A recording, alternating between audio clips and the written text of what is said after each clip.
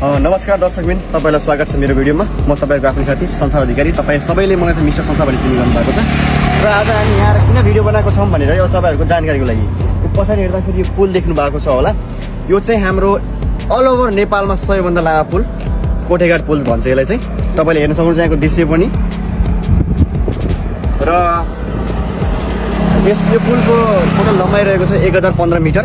यो चाहिँ all over नेपालमा सबैभन्दा लामो पुल भनेर हामीले चिन्ने गरेका छौँ। तपाईँहरूले यहाँ पहिला चाहिँ कर्णाली पुललाई चाहिँ सबैभन्दा लामो पुल भन्थ्यो भने चाहिँ यो चाहिँ कर्णाली पुलकै नदी बगेर यहाँ आउँछ र यसलाई चाहिँ नेपालको अहिले चाहिँ नेपालको नम्बर पुल भइसकेको छ सबैभन्दा लामोमा। टोटल दूरी रहेको छ 1015 मिटर। तपाईँहरूलाई हल्का देख्न सक्नुहुन्छ, तपाईँलाई म देखाउँछु है त। यो हजुरको सिन रहेको छ, यता वरिपरि सिन पनि हेर्न सक्नुहुन्छ। अति नै रमणीय दृश्य छ। यहाँ मान्छेहरूको फोटो खिच्ने भिड धेरै नै हुन्छ। यहाँ सधैँ जस्तो नि यहाँ क्यामेराहरू यस्तो क्यामेराम्यान बसिरहेको हुनुहुन्छ। कहिले पनि यहाँ आउनु भएको छैन भने एकचोटि भिजिट गर्नुहोला। यो हाम्रो बर्दियामा रहेको छ।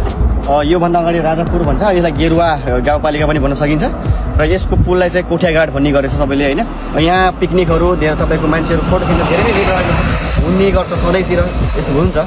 एकचोटि फेरि पनि तपाईँ यदि आउनु भएको छैन भने यो चाहिँ हो नेपालको सबैभन्दा लामो पुल कोठियाघाट पुल, बर्दियामा परिरहेको छ। यसको टोटल दूरी 1015 मिटर। धन्यवाद। Keep loving.